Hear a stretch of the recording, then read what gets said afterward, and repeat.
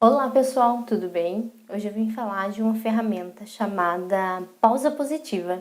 Sabe aquele momento em que a gente está nervoso, com raiva e acontece aquela explosão de sentimentos? Nesse momento, o nosso cérebro reptiliano entra em ação, acionando o método luta ou fuga, que é quando o nosso cérebro se enche de cortisol e a gente não consegue mais fazer a conexão com o lado racional. A gente vira pura emoção. Parece o bichinho vermelho do Divertidamente, sabe? Riley, se não jantar, vai ficar sem sobremesa. Peraí, eu ouvi ele dizer sem sobremesa. Esse é o Raiva. Ele se preocupa muito com possíveis injustiças. Vai entrar nesse jogo sujo, meu irmão? Sem sobremesa? Tá, a gente aceita. Depois que você encarar essa... Riley, olha o aviãozinho. O avião. O aviãozinho vai pousar. E geralmente, quando a gente tá nesses momentos e toma alguma ação sobre isso, é quando a gente se arrepende depois. Exemplo, quando a gente grita, xinga ou mesmo bate nos filhos, geralmente a gente se arrepende, não se arrepende? Não vem um sentimento de culpa. É algo que a gente não faria se a gente estivesse num momento tranquilo. Com as crianças não é diferente. Elas também sentem esses momentos de explosão emocional e também falam coisas ou fazem coisas que não fariam em momentos que elas estivessem tranquilas. E elas também sentem a culpa. Claro que para elas é muito diferente de como a gente lida com isso. Elas têm menos repertório emocional aí para saber como lidar. E ao mesmo tempo, por isso a pausa positiva é tão importante, porque conforme ela vai lidando com esses sentimentos e vocês vão ensinando como ela lidar, ela vai tendo repertório para que nos momentos que vocês talvez não estejam ali e esses sentimentos venham, ela consiga se autorregular sem ter intervenção de uma outra pessoa. Beleza, vamos lá então. Como usar a pausa positiva? A pausa positiva não é mais do que você parar um comportamento seu ou da criança antes do momento da crise. Ou seja, você percebeu que você está prestes a explodir. Você viu um comportamento da criança que você não gostou, que você já falou várias vezes para ela que não era para fazer aquilo, e aí aquilo vai te enchendo e quando você está prestes a explodir, você fala: filho, eu não gostei do que você fez. A mamãe tá muito irritada, o papai tá muito irritado e a mamãe só vai falar de novo com você quando a mamãe estiver mais calma. Senão a mamãe vai ser desrespeitosa e vai acabar fazendo alguma coisa que a mamãe não quer. Essa é a pausa positiva quando você usa para você. Nesse momento, se a criança também estiver irritada, você pode falar: eu sugiro que você também tire um tempinho para você, para que você possa se acalmar e que depois a gente possa conversar. Ah, Lari, legal, parabéns então. Então você está dizendo que eu vou não fazer nada. Vou ver ali o comportamento dela, vou ver que ela está apavorando e vou ficar tranquila. Vou deixar isso passar, assim. Não, ao contrário disso. Você vai sim deixar passar naquele momento, porque quando você for falar, a criança vai conseguir te ouvir. Porque no momento que ela está nesse processo de luta ou fuga, sem a conexão racional, ela realmente não consegue te ouvir. Não é só uma força de expressão. Então essa pausa positiva vai ajudar para que ela retome a ordem das ideias dela, a ordem emocional, o controle emocional dela, tanto dela, claro, quanto o seu. E quando você for falar com ela, você vai falar de forma racional, você até já vai ter ensaiado na sua cabeça de que forma você vai falar, para que seja simples e objetivo e a criança possa te entender. E com certeza isso vai gerar mais efeito do que se você tivesse falado com ela no momento de raiva. E ao mesmo tempo, com certeza você vai ser mais respeitoso do que se você tivesse tomado alguma ação naquele momento de raiva.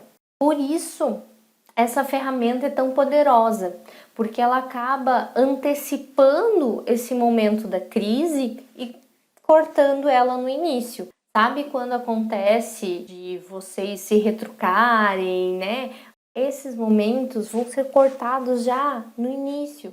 Então, não sinta vergonha de usar a pausa positiva, não tenha medo de usar, porque ela sim pode trazer muitos benefícios e até mesmo amenizar o clima da casa, principalmente nesse momento de quarentena, né?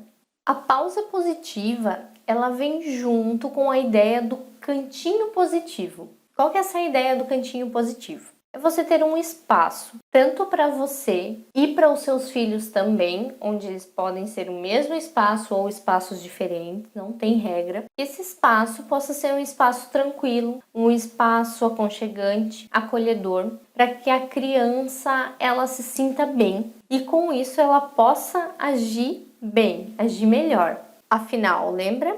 A criança age melhor quando se sente melhor. Então, esse cantinho positivo pode ser da maneira que vocês acharem melhor, né? Pode ter bichinhos, pode ter lápis e papel para a criança desenhar, enfim, o que vocês quiserem, quais brinquedos quiserem. E para você pode fazer um cantinho também, onde você pode ter os seus livros, ou simplesmente aí, não sei se você medita, pode meditar, pode, enfim, fazer o que você achar melhor. Vou colocar umas fotinhos aqui de um paciente meu que os pais fizeram um cantinho positivo para ele e para os pais. O cantinho era o mesmo e eu achei um cantinho muito aconchegante, a rede e as plantas ali. Um relato legal que ela me falou foi que chegou um momento em que ele mesmo já estava indo sozinho, porque ele sentia um momento que ele precisava desestressar, sabe? É importante a gente lembrar que nenhuma ferramenta funciona quando a gente está com raiva. Nenhuma. Porque quando a gente está com raiva, o ideal é que a gente primeiro deixe passar, deixe esse sentimento vir mesmo e passe. E depois a gente tome alguma decisão ou tome alguma ação em um momento que a gente estiver tranquilo. É importante lembrar também que a gente vai errar. A gente está fazendo aí uma mudança de abordagem e educação dos nossos filhos. Então, como qualquer outra habilidade, essa habilidade a gente vai aprender, ela exige um treinamento. Então, a gente vai errar porque é um processo de aprendizagem errar. E lembre-se que só erra quem está tentando. Bom, pessoal, agora vamos falar sobre bebês, certo? Crianças de 0 a 4 anos não funciona da mesma maneira a pausa positiva. Elas não vinculam causa e efeito, então a gente não consegue colocar um espaço especial para a pausa positiva, porque elas não sabem quando elas vão usar aquele espaço e quando vão sair daquele espaço, porque elas não conseguem ter essa autorregulação emocional. Porém, ao mesmo tempo, é um momento de muita frustração e muita birra de 0 a 4 anos, certo? Então, eu vou dar 3 dicas para vocês e vou falar um pouquinho de como acontece aqui em casa com o Bernardo, de 1 ano. O que a gente tem feito para controlar essas frustrações que ele vem apresentando. Em primeiro lugar, entender e direcionar. O Bernardo tem nos demonstrado bastante frustração, principalmente agora próximo de 1 ano. E o que a gente tem feito para contornar essas frustrações é entender o porquê que ele está frustrado e geralmente redirecionar esse comportamento ou a brincadeira que ele está fazendo, enfim, para outra. Por exemplo, ele tem esse brinquedo aqui, que é de ventosa, é para colar em algum lugar, geralmente usado para banho. E aqui ele gosta de colar no espelho, só que ele coloca assim, sem o lado da ventosa.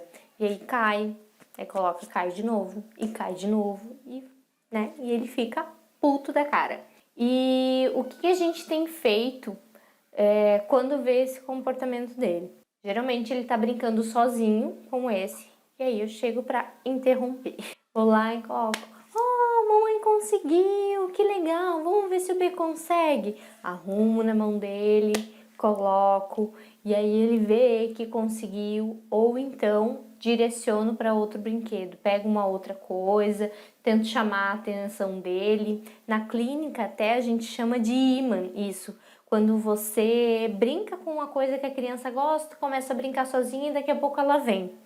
Então, tenta fazer aí, ver se dá certo. Cada família tem a sua rotina, os seus brinquedos, enfim. E aí a gente vai ter que usar um pouquinho da criatividade para observar e entender o que dá certo para cada criança.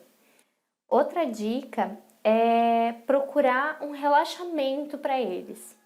Quando eles estiverem mais cansados ou mesmo irritados, tentar encontrar maneiras de eles relaxarem.